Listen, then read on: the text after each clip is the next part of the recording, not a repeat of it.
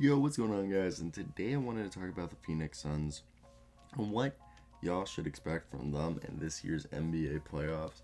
And this was a team that really surprised everyone, except probably Phoenix Suns fans. Phoenix Suns fans are probably going to go in the comments and be like, we expected this.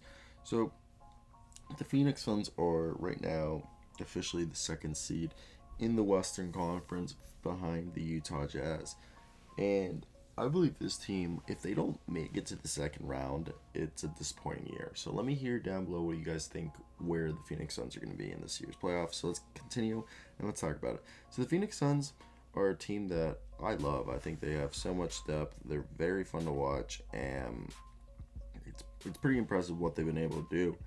And especially that they don't, in my opinion, they haven't had much depth behind the big man position for them all season.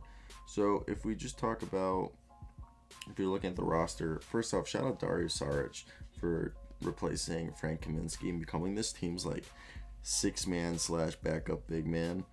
And I know his minutes keep getting decreased. It seems like every game, but he still comes in and plays hyper efficient. Jay Crowder's another guy who's been phenomenal.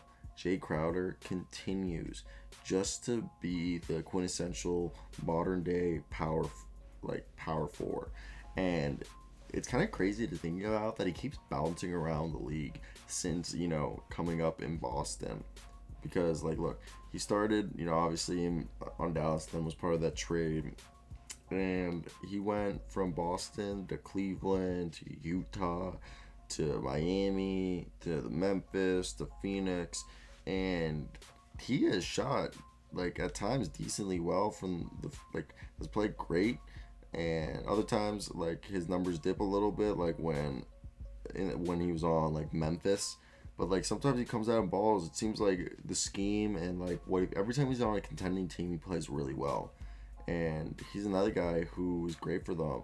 Cameron Johnson was coming alive for them, and this team they got a lot of players. Torrey Craig has came alive for them. Mikal Bridges is probably the best slasher in the league, one of the best shooters in Devin Booker.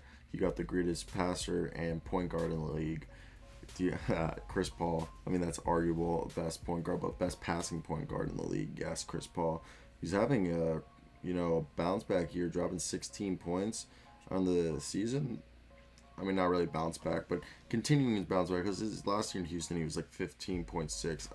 I think he's just altogether having like these 2 years are better than his last year in Houston, in my opinion.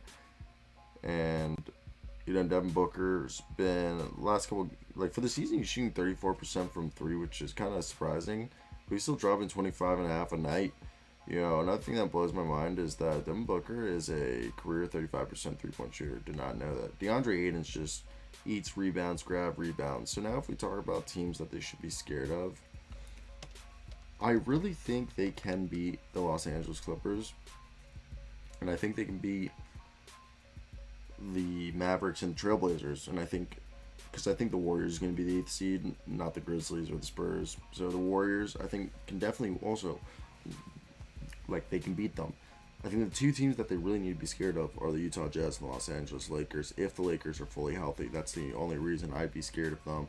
But all in all, I think if you look at this and you're trying to think like the Phoenix Suns, I like Monty Williams. Another thing that scares me about them is, will Monty be able to make the adjustments? Like, he's a guy who's never gone really far in the playoffs. I know he's as an assistant coach, but still, will he be able to make the correct adjustments needed on the fly in the playoff against a championship contending team?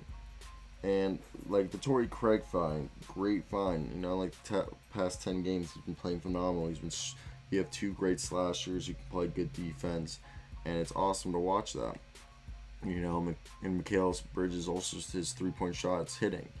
So it's great to see what they've been able to do. It's just scary that when they match up, even a team like maybe the Nuggets that could give them a run for their money on the offensive side, will they be able to stop it defensively?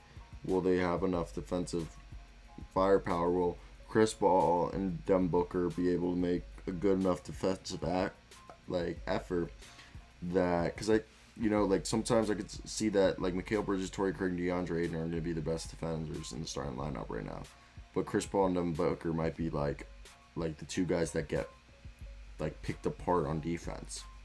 I'm not saying they're terrible at defense. I'm just saying they're out of that lineup. They're the ones that are not as good defensively. You could say maybe they're handicapped, but yeah, that's what I got right there. So I want to hear what teams do you guys think are the scariest for the Phoenix Suns and which teams they should watch out for. So I want to hear down below what you guys think. But that's really it for me, guys. I'm just gonna finish my last video and then, go eat, do something. But yeah, that's it for me, guys. Hope you guys did enjoy that video. Peace. Oh.